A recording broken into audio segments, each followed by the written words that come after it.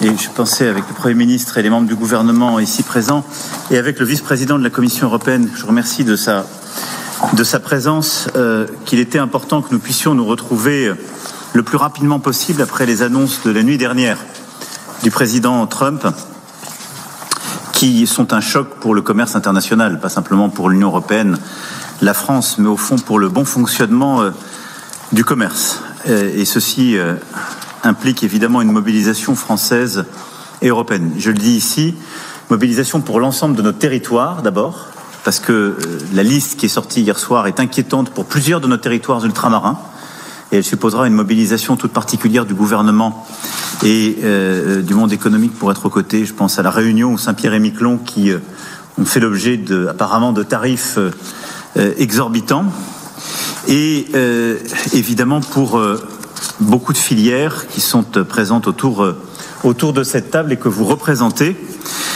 Certaines d'entre elles étant d'ailleurs déjà touchées par des mesures de représailles commerciales par la Chine. Je pense Cognac, Armagnac et plus largement la viticulture et viniculture qui sont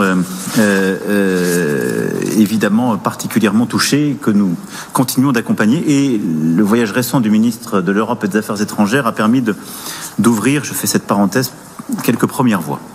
En tout cas, je veux ici dire très clairement pour les entrepreneurs et l'ensemble des salariés de ces secteurs que nous serons à leur côté pour apporter des réponses concrètes. Je vais y revenir. La décision qui a été annoncée cette nuit est une décision brutale et infondée. Elle est infondée parce qu'on ne corrige pas des déséquilibres commerciaux en mettant des tarifs. Et les bases de la théorie économique montrent le contraire, surtout d'ailleurs quand les déséquilibres ne prennent pas en compte les services numériques, pour ne citer qu'eux ou d'autres. Et au fond, cette décision va toucher tous les secteurs pour nos économies. Sur les 500 milliards que les Européens exportent vers les États-Unis d'Amérique, à date, nous avons une visibilité sur plus de 70% qui seront touchés par les tarifs. Mais ceci, c'est en attente de ce qui est à confirmer, puisque on va avoir 20% de tarifs pour tous les secteurs, sauf aluminium, acier, automobile qui sont déjà à 25%, et pharmacie, bois et semi-conducteurs, sur lesquels les annonces vont suivre, mais qui seront vraisemblablement au moins à 25%. Et donc, on le voit bien, c'est un impact massif qui va toucher tous les secteurs de l'économie et de l'export européen. Alors, avec un enjeu pour la France qui est plus limité que pour certains autres pays, enfin qui est là, et qui pour certaines filières va être massif. Pour nous, c'est 1,5% de notre PIB qui représente les exportations vers les États-Unis. Bon, pour l'Italie, c'est plus de 3% de son PIB, l'Allemagne 4%, l'Irlande 10%. Donc il y a des pays qui sont encore plus exposés que nous, mais ça n'est pas peu de choses. Surtout, nous aurons à prendre en compte, évidemment, les conséquences indirectes de ces mouvements. Parce que les tarifs sont massifs sur la Chine, l'Inde et plus généralement l'Asie du Sud-Est, ce qui va créer des risques de potentiel déport de certains de ces produits et biens, qui va impacter très clairement nos économies et l'équilibre de certaines filières et de nos marchés. Et donc, au total, on le voit bien, c'est une ampleur qui est en tout cas inédite. Mais ce sur quoi je veux insister au début de cette réunion, c'est que l'ampleur et le caractère négatif est avant tout pour l'économie américaine. Et une chose est sûre, avec les décisions de cette nuit, l'économie américaine et les Américains, qu'il s'agisse des entreprises ou des citoyens, sortiront plus faibles qu'hier et plus pauvres. Et je pense qu'il faut le marteler. Et il faut le marteler, et nous, il faut tenir, je vais y revenir, parce que ces décisions, elles ne sont pas soutenables pour l'économie américaine elle-même. L'impact sur l'économie américaine est immédiat, là où il va mettre plusieurs années à être tangible dans les économies européennes, mais surtout, il est bien plus massif. Selon les premières analyses, autour de 2 points de PIB. Et donc, on voit bien que ça n'est pas soutenable si nous savons nous organiser, c'est-à-dire être à la fois réactifs, unis et organisés. C'est au fond cela dont il s'agit. La réponse doit venir de l'Europe. J'étais à l'instant avec la présidente von der Leyen qui est en Ouzbékistan pour une discussion entre la sous-région et l'Union européenne. Mais très clairement, elle est en train de concerter la réponse des Européens, puisque c'est une compétence de la Commission, pour à la fois répondre à ces vagues tarifaires et puis prendre en compte les conséquences indirectes que j'évoquais. En termes de méthode, la riposte européenne se fera en 2 étapes, parce que riposte, il y aura, de manière claire. Et je le dis pour que ce soit clair pour tout le monde, la première riposte aura lieu mi-avril. Elle portera sur les taxes déjà décidées, en particulier sur acier et aluminium. Et les difficultés qui avaient pu apparaître sur des premières listes ont pu être corrigées. Et donc les réponses qui arriveront dans les jours qui viennent seront des réponses qui sont sur le premier paquet, acier-aluminium. La deuxième réponse, plus massive, celle au tarif annoncé hier, se fera à la fin du mois, après une étude précise, secteur par secteur, et un travail avec l'ensemble des États membres et évidemment des filières économiques. Alors là aussi, pour cela, c'est ce que je voulais qu'on commence à organiser à l'échelle de la France, on a besoin de vous. D'abord, je vous invite à faire remonter au niveau européen, en lien avec le ministère de l'économie et vos différents ministères sectoriels, et avec le ministère du Commerce extérieur, toutes vos demandes et recommandations éventuelles. Et c'est important de pouvoir relayer tout de suite en temps réel la chose. Je vous demande aussi de bien vouloir vous coordonner avec vos homologues européens pour faire remonter un travail unifié, fort et résolument européen. Et je pense qu'il est très important d'être très clair, nous, filière par filière, mais de tout de suite essayer de jouer européen pour pas qu'il y ait de, si je puis dire, d'échappées solitaires. Et au fond, nous avons besoin, dans cette phase, de rester unis et d'être déterminés. Et je le dis aussi parce que je sais ce qui va se passer, les plus gros auront tendance à jouer solo. Et c'est pas une bonne idée. Si la réponse aux tarifs qui viennent d'être mis par l'administration américaine, c'est de faire des concessions immédiates ou d'annoncer des investissements pour pouvoir négocier des exemptions, c'est une très mauvaise idée. Parce que nous avons une force. C'est un marché de 450 millions d'habitants. C'est ça l'Europe. L'Union européenne, c'est 450 millions de consommateurs. C'est plus que le marché américain. Et donc, si les Européens jouent groupés, c'est-à-dire préparent la réponse, qu'elle est unifiée, qu'elle est proportionnée, mais qu'elle est réelle, mais que derrière, toutes les filières jouent de manière cohérente et qu'il y ait une vraie solidarité de filières, à ce moment-là, nous saurons avoir ce qui doit être notre objectif, qui est le démantèlement des tarifs. Parce que l'objectif, c'est évidemment nous qu'on apporte une réponse, mais avec un terme à tout cela, c'est que par la négociation, on arrive évidemment à démonter les tarifs qui ont été annoncés ces dernières semaines, et en particulier ces dernières heures, et que nous, on démonte les nôtres. Nous sommes, croyons dans la vertu du commerce, mais simplement, on n'est pas naïf, donc on va se protéger. Mais j'insiste sur l'importance de la réactivité, de bien préparer la réponse filière par filière, d'être unis, et surtout qu'il y ait une solidarité dans chaque filière. Et donc je pense que ce qui est important, et c'est tout le travail qu'il faut faire par filière, que les investissements à venir ou que les investissements annoncés ces dernières semaines, ils soient un temps suspendus tant qu'on n'a pas clarifié les choses avec les États-Unis d'Amérique. Parce que quel serait le message d'avoir des grands acteurs européens qui se mettent à investir des milliards d'euros dans l'économie américaine au moment où ils sont en train de nous taper? Donc il faut qu'on ait de la solidarité collective. Au-delà de cela, je veux qu'on puisse avancer tous ensemble sur un agenda. Première chose, c'est que, au fond, le constat américain est un bon constat, la réponse est mauvaise. Et nous faisons le même constat. Il y a trop de désindustrialisation en Occident. La réponse, c'est pas de mettre des tarifs et de casser le commerce international, c'est d'être plus productif en Occident. Et donc, nous devons travailler dans le même temps, au niveau français et européen, à accélérer nos programmes d'investissement, de réindustrialisation, nos simplifications, que beaucoup d'entre vous portent, françaises et européennes, et au fond, un agenda de simplification, de compétitivité, de réindustrialisation. Cette réponse, elle est essentielle dans la période, il faut l'accélérer. Au niveau français et européen, ça fait partie du travail que je veux qu'on conduise ensemble. Ensuite, on doit assumer aussi l'agenda de décarbonation parce que c'est un levier d'indépendance. Parce que je rappelle que quand on regarde notre commerce extérieur, son déficit, ses déséquilibres, il est aux 2/3 conduit par notre dépendance à des hydrocarbures et du fossile que nous ne produisons pas mais que nous consommons. Donc tout l'agenda de décarbonation qu'on a enclenché, sur lequel on investit, est bon parce qu'il réduit la facture et la dépendance. 3, qu'on continue d'accélérer au niveau européen sur aussi un agenda de protection commerciale. On l'a commencé sur les véhicules électriques chinois et on assume, on en paye d'ailleurs les conséquences, nous Français, parce que parfois on avait été identifiés comme les plus cohérents, donc ceux qui étions les plus vocaux. Mais je vais être clair, on ne peut pas demander à nos industriels de faire des transitions, ce que vous faites toutes et tous, et ne pas les protéger et en quelque sorte laisser de la concurrence déloyale s'installer. Et donc on doit avoir un agenda de concurrence loyale. Nous, on n'est pas pour les tarifs arbitraires, mais on est pour la concurrence loyale. Ce qui veut dire qu'on doit continuer d'avancer sur le juste contenu européen et des mécanismes de protection de nos secteurs industriels quand ils sont exposés à de la concurrence déloyale.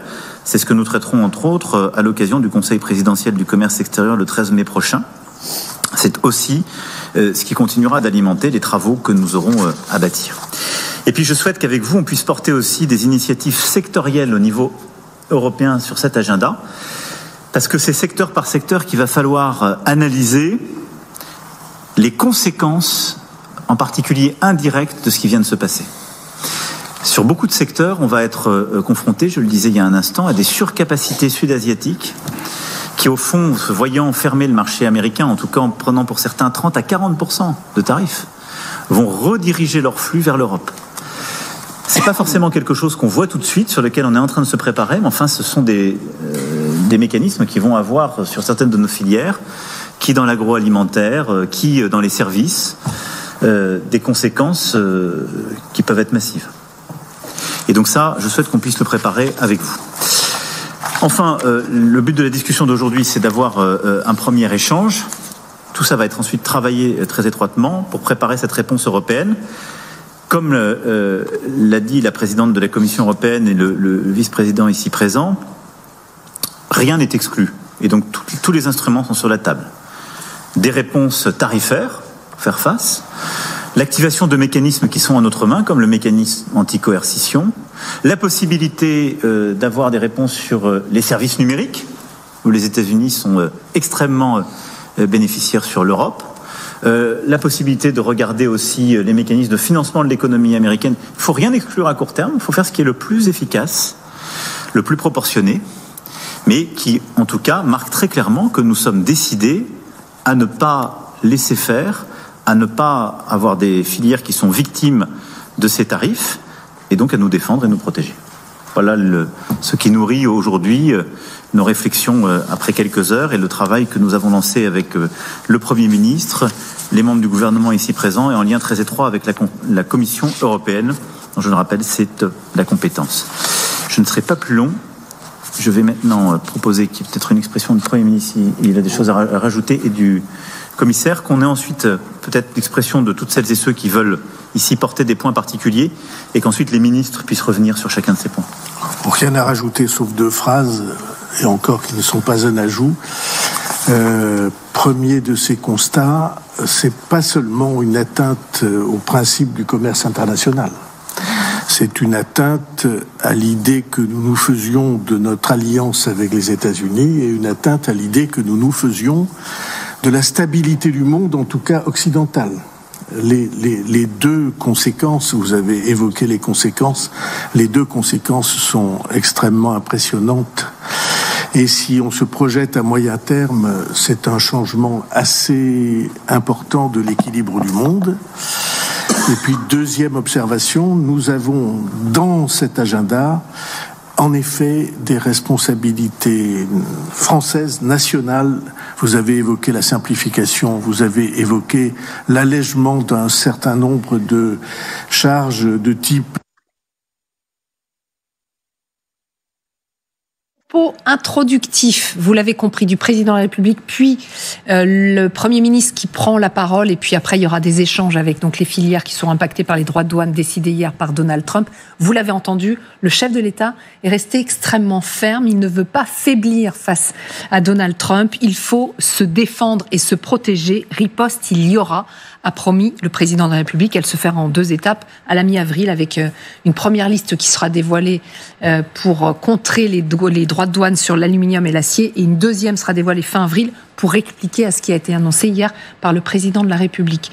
Catherine, on le voit, la stratégie, elle est choisie. Si on calme pas le jeu, nous aussi on peut menacer et nous aussi on va riposter. Oui, il fait partie de la ligne dure quelque part. Emmanuel Macron, effectivement, il menace les États-Unis d'une réponse ferme et sévère, mais quand même, il dit que cette réponse doit être coordonnée et que c'est ensemble, unis, que l'Union européenne sera forte. Et là, on peut avoir des questions. On sait très bien que c'est le grand défi de l'Europe, c'est de s'unir justement face. On parlait notamment des voitures électriques chinoises. les voitures électriques chinoises. On voit qu'il n'y a jamais eu de front commun par rapport aux différents pays européens. Donc là, est-ce qu'il va y avoir un vrai front commun? Et puis, Emmanuel Macron, ce qui est intéressant aussi dans son intervention, il parle de la réponse directe aux États-Unis et des conséquences aussi indirectes. Quelle réponse, notamment à la Chine qui va ensuite sans doute... comme le marché américain se referme, déverser ses produits à bas coût sur le marché européen. Quelle réponse, quelle protection face à la Chine? Là aussi, c'est un immense enjeu. Oui, il a parlé de redéploiement, effectivement. Si le marché américain se ferme, on ira ailleurs. Il a insisté sur donc la filière, parce qu'ils ne vont pas tous être d'accord avec cette réplique, parce qu'il y en a beaucoup à notre micro qui appelaient au calme, qui appelaient à la négociation. Il a appelé à l'unité. Ensemble, on est plus fort. Si chaque pays va dans son coin négocier, si chaque filière va faire des concessions, on n'y arrivera pas, dit-il. Unité, solidarité, en fait. Ce sont les maîtres mots chez Emmanuel Macron qui dit l'Europe a des arguments. On est le plus grand des marchés, 450 millions de consommateurs. On a des arguments à faire valoir face à Donald Trump, avec un objectif qui est clairement affiché par Emmanuel Macron. C'est vraiment le démantèlement des droits de douane qui ont été annoncés hier. Donc, il fixe l'objectif. La question, c'est en effet les moyens pour y arriver. Est-ce que la solidarité européenne, elle va résister? Et puis, est-ce que Donald Trump a véritablement l'intention d'écouter? Mais on voit que ce que cherche Emmanuel Macron, en collaboration évidemment avec la Commission européenne, il rappelle qu'il était juste en ligne avec Ursula von der Leyen avant le début de cette réunion. Exactement. C'est vraiment montrer les muscles. C'est-à-dire que si on fait le dos rond tout de suite, ça ne fonctionnera pas. C'est quand même le message que cherche à faire passer Emmanuel Macron devant les représentants de ces filières françaises qui, elles, sont directement menacées. Arlette, effectivement, c'est la manière forte qui est donc décidée ici à travers les mots d'Emmanuel Macron. Oui, il ose critiquer Donald Trump, il parle de décisions brutales et infondées. Oui, puis surtout, il y a une mise en garde aussi aux entreprises et sous-entendu aussi aux États qui seraient tentés de faire des concessions ou négocier des exemptions. Donc c'est vrai, ça appelle à la solidarité à l'intérieur du pays, c'est-à-dire entre les grandes entreprises qui ont les moyens et qui diraient « Ok, on va ouvrir une usine, on va s'installer et laissant les plus petits à leurs difficultés en France ». Et c'est vrai aussi, encore une fois, pour des États, alors qu'on voit bien la réaction effectivement de certains pays européens qui disent qu'ils vont essayer de négocier directement avec Donald Trump. Donc là, le ton français, en tout cas, porté par le président de la République comme par le Premier ministre, est extrêmement ferme et déterminé. On ne se laisse pas faire et on ne se laissera pas faire, comme le dit Emmanuel Macron. Nicolas Kurtzmann, est-ce que vous êtes d'accord? Le président français parle de décisions infondées et il y a Vie économiste aujourd'hui qui dit Donald Trump a commis l'erreur la plus grave, la plus néfaste, la plus inutile de l'ère moderne. En termes de façon de répondre, évidemment, je pense que c'est juste, c'est pas du tout adapté aux problématiques qu'on a actuellement. Mais comme l'a dit Emmanuel Macron, il y a un problème à l'origine, c'est-à-dire qu'on a effectivement des déséquilibres mondiaux, il faut les corriger, sauf que la réponse qui est aujourd'hui apportée par les États-Unis ne correspond pas à ce qu'il faut faire aujourd'hui pour y parvenir. Ensuite, là où je peux comprendre quelque chose, c'est que ça fait 15 ans que les États-Unis en parlent et qu'aucune réaction n'arrive. Donc les Européens sont encore coupables d'inaction. Alors, il y avait une inaction, effectivement, pendant assez longtemps. Surtout, la problématique vient essentiellement de la Chine. Et je pense encore une fois que la Chine est la principale cible aujourd'hui. Et quand il fait un appel à l'unité, je pense que l'appel, il est clairement aussi sur l'Allemagne. Parce que si je fais le même rapport, le calcul qui a été fait par l'administration américaine pour dessiner les tarifs qui ont été mis en place, donc c'est 20% pour l'Europe, mais si je regarde à l'intérieur de l'Europe, si je fais le calcul pour la France, ça serait 13, pour l'Allemagne, ça serait 26. En fait, c'est l'Allemagne qui a un problème, et si je fais l'excédent commercial européen, en fait, ça se résume assez bien entre la pharmacie en Irlande et les automobiles allemandes. Donc le problème, alors, la pharmacie en Irlande, c'est des entreprises américaines, donc là, le problème est réglé. Par contre, en Allemagne, c'est des entreprises allemandes qui pourraient être tentées, effectivement, d'aller investir encore davantage aux États-Unis, et là, évidemment, on a un problème. Et surtout, l'Allemagne a un problème parce qu'ils perdraient beaucoup d'emplois sur place. D'où l'appel à l'unité. On verra si l'Europe est capable, effectivement,